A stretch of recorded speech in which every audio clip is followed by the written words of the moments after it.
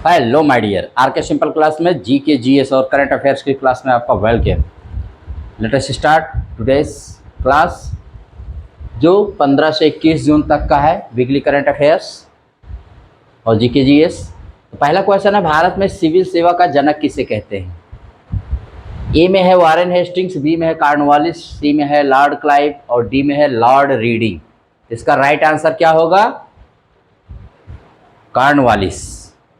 Charles Cornwallis Bharat में civil सेवा के जनक माने जाते हैं, ठीक है। जबकि भारत में सिविल सेवा की नींव रखने का काम किसने किया था? Warren Hastings. लेकिन आधुनिकीकरण और उसमें सुधार जो किया वो कॉर्नवालिस ने किया, और इनकी समाधि जो है अपने उत्तर प्रदेश के गाजीपुर जिले में बनी हुई है। अभी थोड़ा सा विवाद हो गया है। इनकी समाधि पर एक चित्र दिखाया गया, एक हिंदू का एक मुस्लिम का, और दोनों ऐसे सिर झुकाए हुए खड़े हैं। तो उस पर मांग की जा रही है कि इस पेंटिंग को हटा दिया जाए, तो इसलिए मैंने इसको क्वेश्चन को बनाया है। लॉर्ड रीडिंग इसमें जो है, लॉर्ड रीडिंग जानते रहिए भारत के एकमात्र यहूदी वायसराय थे, और लॉर्ड क्लाइव तो बंगाल के पहले गवर्नर जनरल थे, आप जानते हैं। तो इसको याद रखिएगा, भारत में सिविल सेवा का जनक किसको मानता है? कॉर्नवालिस, और इनकी समाधि उत्तर प्रदेश के गाजीपुर जिले में है, यहीं पर मर गए थे। फिल्म क्षेत्र का सर्वोच्च पुरस्कार कौन सा होता है? भाई हर क्षेत्र का एक सर्वोच्च पुरस्कार होता है। ए में है दादा साहब फाल्के पुरस्कार, बी में है मेजर ध्यानचंद खेल रत्न पुरस्कार, सी में है ज्ञानपीठ पुरस्कार और डी में है व्यास सम्मान। तो इसको आप जानते रहिए, इसका राइट आंसर है ए, दादा साहब फाल्के पुरस्कार फिल्मी जगत का सर्वोच्च पुरस्कार है। मेजर ध्यानचंद खेल रत्न पुरस्कार जो बी में दिया गया, ये खेल जगत का अपने भारत का सबसे बड़ा पुरस्कार है। ज्ञानपीठ साहित्य का भारत में साहित्य में दिया जाने वाला सबसे बड़ा पुरस्कार है, और व्यास सम्मान दूसरा, ज्ञानपीठ के बाद दूसरा सबसे बड़ा साहित्यिक पुरस्कार है भारत में। काकरोच का खून किस रंग का होता है? काकरोच जिसे तिलचट्टा कहते हैं। ए में है लाल, बी में है हरा, सी में है सफेद, डी में है पीला। तो इसका राइट आंसर है सी, सफेद होता है काकरोच का ब्लड।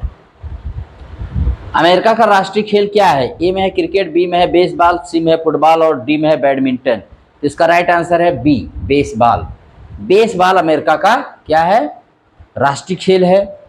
और क्रिकेट जो है ऑस्ट्रेलिया और इंग्लैंड का है। इंग्लैंड में ही क्रिकेट का जन्म हुआ है। अगर आता है क्वेश्चन कि क्रिकेट का जन्म किस देश में हुआ, तो इंग्लैंड में हुआ है। फुटबॉल जो सी में दिया गया है, ये किसका राष्ट्रीय खेल है? तो ये फ्रांस व ब्राज़ील का है। और बैडमिंटन इंडोनेशिया का राष्ट्रीय खेल है। इसके अलावा और भी लास्ट क्वेश्चन देखते हैं, भारत का प्रवेश द्वार किसे कहते हैं? गेटवे ऑफ इंडिया किसे कहा जाता है? तो ये कहाँ है गेटवे ऑफ इंडिया? आप जानते हैं सब कोई। ए में है कोलकाता, बी में है मुंबई, सी में बेंगलोर और डी में है अहमदाबाद। तो राइट आंसर है बी, मुंबई को भारत का प्रवेश द्वार कहते हैं, और कोलकाता को भारत का सिंह द्वार कहते हैं, बेंगलोर को भारत का बगीचा कहते हैं, अहमदाबाद को भारत का मैनचेस्टर कहा जाता है। झीलों का नगर श्रीनगर को कहते हैं भारत में। भारत का हृदय स्थल मध्य प्रदेश को कहा जाता है। भारत का पेरिस या पिंक सिटी ऑफ इंडिया, ये दोनों जयपुर को कहा जाता है। भारत का चीनी का कटोरा उत्तर प्रदेश को कहते हैं। मंदिरों की पुण्य भूमि तमिलनाडु कहा जाता है। त्योहारों का नगर मदुरई कहा जाता है। भगवान का राज्य केरल को कहा जाता है। ये एमसीक्यू बेस्ड आज के क्वेश्चन है। अब इसके वन लाइनर देख लेते हैं, पर्सन देख लेते हैं। यस, देखते हैं। कंचनजंगा एक्सप्रेस ट्रेन हादसा भी पश्चिम बंगाल में हुआ, दार्जिलिंग के जलपाईगुड़ी में हुआ है, अच्छे से जानते रहिएगा। चिनाब नदी पर दुनिया के सबसे ऊंचे रेलवे पुल पर भारतीय रेल ने पहला ट्रायल किया, यानी रेलगाड़ी को ट्रायल चल गया है, रेलगाड़ी दौड़ चुकी है, जल्दी इसका उद्घाटन हो जाएगा। और पर्यावरण प्रदर्शन सूचकांक 2024 में भारत 176वें स्थान पर है। पूर्वांचल सहकारी बैंक को आरबीआई ने इसका लाइसेंस रद्द कर दिया, क्योंकि आरबीआई ने कहा इसके पास न तो पर्याप्त पूंजी है न कमाई के साधन हैं। वधावन बंदरगाह को केंद्र सरकार ने मंजूरी दे दी है, जो महाराष्ट्र में बनेगा। वधावन बंदरगाह, वधावन पोर्ट जानते रहिए। विदेश मंत्रालय ने एसबीआई के साथ ई माइग्रेट के लिए किया समझौता। पीएम श्री पर्यटन हवाई सेवा, ये मध्य प्रदेश के सीएम डॉक्टर मोहन भागवत द्वारा इस स्कीम का उद्घाटन किया गया। अभी पीएम आवास योजना के तहत 3 करोड़ नए घर सरकार बनाएगी। ये जो जैसे ही हमारे प्रधानमंत्री मोदी जी ने तीसरे कार्यकाल के लिए प्रधानमंत्री बने, उसके लिए मंजूरी दी। और सबसे पहले उन्होंने प्रधानमंत्री बनते हुए कौन सी फाइल पर साइन किया? तो उन्होंने प्रधानमंत्री बनने के बाद पीएम किसान, प्रधानमंत्री किसान सम्मान निधि की 17वीं किस्त पर साइन किया। वीरांगना दुर्गावती टाइगर रिजर्व कहाँ है? तो ये मध्य प्रदेश में है और इसमें अभी हाल ही में दुर्लभ 4 सींगों वाला हिरन, जिसे चौसिंघा कहते हैं, वो देखा गया है। तो ये न्यूज़ में है। इजराइल ने हाल ही में अपनी नई डीप स्टैंड ऑफ लंबी दूरी की हवा से दागी जाने वाली बैलिस्टिक मिसाइल AIR लोरा का किया अनावरण। जानते रहे AIR लोरा। नीति आयोग के तहत एम अटल इनोवेशन मिशन ने 2 पहल शुरू की है, AIM ISD के वाटर चैलेंज 4.0 और इनोवेशंस फॉर यू। ये हैंडबुक का 5वां संस्करण है, ये जानते रहिए, दोनों शुरू किया है। 2025 को संयुक्त राष्ट्र ने क्वांटम विज्ञान और प्रौद्योगिकी का अंतर्राष्ट्रीय वर्ष घोषित किया है। 2025 को क्वांटम विज्ञान और प्रौद्योगिकी का अंतर्राष्ट्रीय वर्ष UN माने संयुक्त राष्ट्र ने घोषित किया है, जबकि ये नामित है सहकारी समितियों, शांति और विश्वास और ग्लेशियर संरक्षण के लिए। 2024 जो है ऊंट परिवार का अंतर्राष्ट्रीय वर्ष मनाया जा रहा है या अंतर्राष्ट्रीय कैमलिट्स वर्ष के रूप में मनाया जा रहा है, एक ही बात है। गांधी सागर वन्यजीव अभ्यारण्य, मध्य प्रदेश के इस अभ्यारण्य में चीतों को नया घर होगा, यहाँ पुनर्वास किया जाएगा चीतों को। हम जानते हैं कि 8 नामीबिया से और 12 दक्षिण अफ्रीका से चीते लाए गए थे जो कूनो नेशनल पार्क में रखे गए थे, लेकिन अब उनको गांधी सागर वन्यजीव अभ्यारण्य में रखा जाएगा। जापान इंडिया मैरीटाइम एक्सरसाइज 2024 का 8वां संस्करण जापान के योकोसुका में हुआ। भारत ने अपना डीप सी मिशन शुरू करने वाला दुनिया का 6ठा देश बन गया है। नीली अर्थव्यवस्था अगर कहीं पूछी जाए तो उसको समुद्री अर्थव्यवस्था कहते हैं। डॉक्टर जितेंद्र सिंह ने कहा कि डीप सी मिशन केवल खनिज अन्वेषण तक सीमित नहीं है, बल्कि इसमें महासागर विज्ञान का विकास, वनस्पतियों और जीवों की खोज और समुद्री जैव विविधता का संरक्षण भी शामिल है।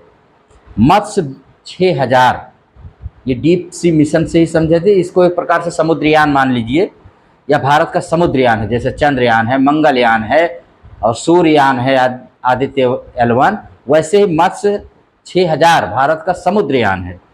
NIOT चेन्नई द्वारा विकसित ये योजना है।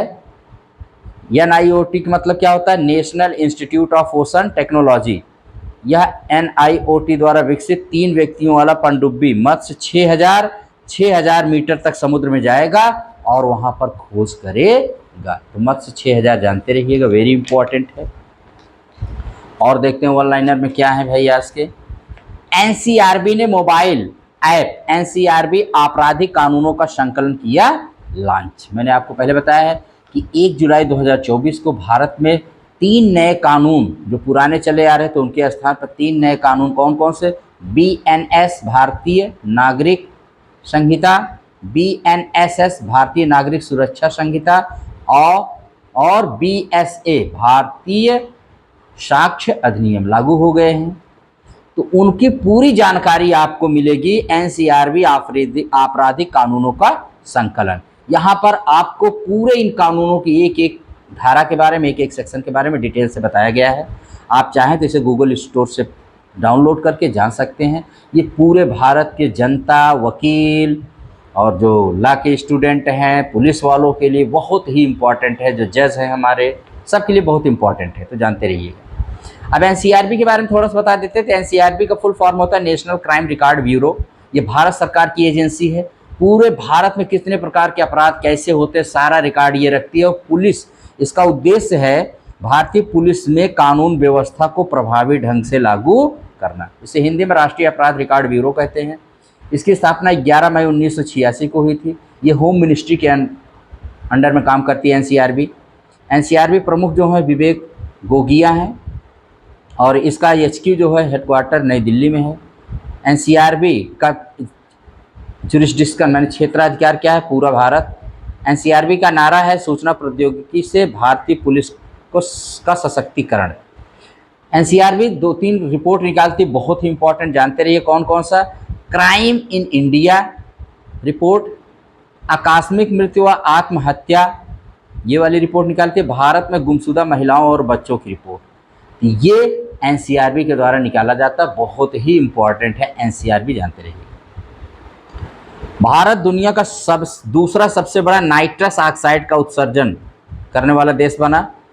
नाइट्रस ऑक्साइड एक ग्रीन हाउस गैस है जो कार्बन डाइऑक्साइड से भी ज़्यादा की तुलना में ज़्यादा वायुमंडल को गर्म करती है और इसका उत्सर्जन का प्रमुख स्रोत है उर्वरकों का प्रयोग। खीर भवानी महोत्सव जम्मू कश्मीर में मनाया जाता है 1990 के बाद। इसमें बढ़ चढ़ के कश्मीरी पंडितों ने भाग लिया, क्योंकि 1990 के बाद तो कश्मीर में आतंकवाद का ही राज हो गया था। नागास्त्र 1, यह भारतीय सेना को दिया गया एक अनूठा मैन पोर्टेबल सुसाइड ड्रोन है। यह दुश्मन के शिविरों, घुसपैठियों को आराम से निशाना बनाकर उनको मार देगा। क्या? नागास्त्र 1। मुनीर काथ मुनीर कोपोम, तमिलनाडु द्वारा शुरू की गई योजना जो हरी खाद पर ज़्यादा ध्यान देगी और मिट्टी के स्वास्थ्य को बनाए रखेगी। मुख्यमंत्री संतुष्ट मोइना, यह असम सरकार द्वारा बालिका शिक्षा को बढ़ावा देने के लिए शुरू की गई योजना है। प्रेरणा स्थल बहुत इंपॉर्टेंट जानते रहिएगा। भारत के उपराष्ट्रपति श्री जगदीप धनखड़ जी ने संसद भवन में जो हमारे राष्ट्रीय स्वतंत्रता संग्रामी थे और महापुरुष की जो तस्वीरें इधर उधर बिखरी थी, उन सारे तस्वीरों को एक स्थान पर ला करके रख दिया गया, जिसका नाम रखा गया प्रेरणा स्थल, और इसका उद्घाटन हमारे उपराष्ट्रपति द्वारा किया गया। ठीक है, तो जानते रहिएगा।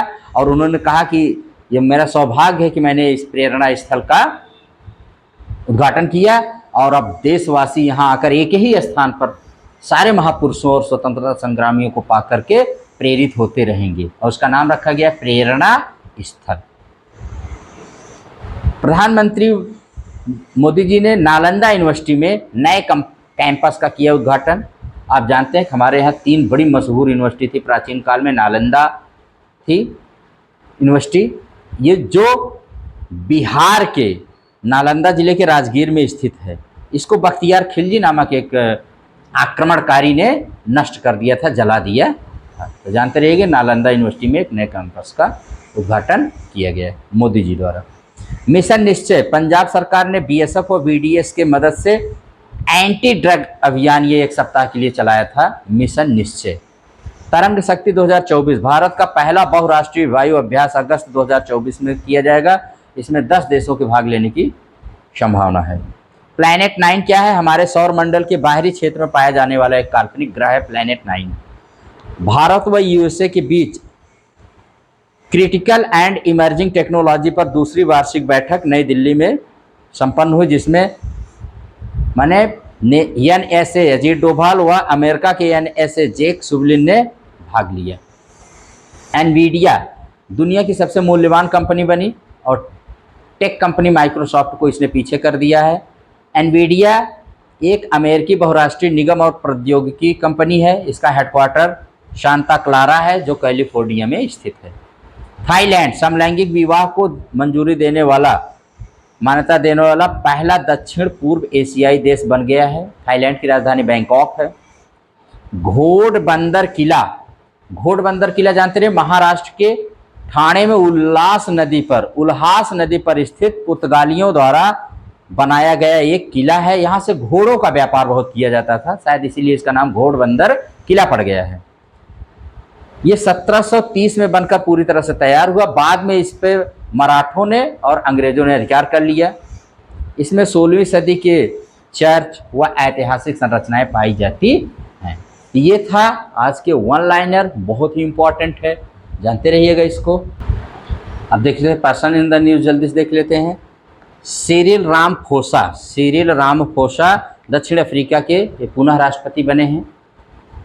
और पी थंकपन नायर प्रसिद्ध इतिहासकार व लेखक, जिनका हाल ही में निधन हो गया। थियो जेम्स ब्रिटिश अभिनेता, जिन्हें यूएन की संस्था यूएनएचसीआर ने ग्लोबल गुडविल एम्बेसडर बनाया है। 20 जून विश्व शरणार्थी दिवस मनाया जाता है। 2024 की थीम है एक ऐसी दुनिया के लिए जहां शरणार्थियों का स्वागत है। 21 जून को विश्व संगीत दिवस, विश्व योग दिवस, ये दोनों मनाए जाते हैं, अच्छे से जानते रहिएगा। भर्तृहरि महताब ये 18वीं लोकसभा के प्रोटेम स्पीकर बने हैं। प्रोटेम स्पीकर वो होते हैं जो सारे सदस्यों, लोकसभा के सदस्यों को शपथ दिलाने का कार्य करते हैं। ओम बिरला कोटा से सांसद दोबारा ये लोकसभा के स्पीकर बने हैं। सैलोस चिलिमा मलावी के उपराष्ट्रपति जिनकी विमान दुर्घटना में मृत्यु हो गई। अनामिका बी राजीव भारतीय नौसेना की पहली महिला हेलीकॉप्टर पायलट बनी है। अनामिका बी राजीव। राजीव तारानाथ ये महान सरोद वादक थे जिनका अभी हाल ही में निधन हो गया।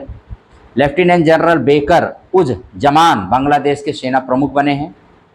इब्राहिम रईसी ईरान के राष्ट्रपति का हेलीकॉप्टर दुर्घटना में हो गई मौत। विलियम लाई चांगते ताइवान के नए राष्ट्रपति नियुक्त हुए हैं, उनको जानते रहिएगा। मुरलीधर चंद्रकांत भंडारे उड़ीसा के पूर्व राज्यपाल थे, इनका निधन हो गया।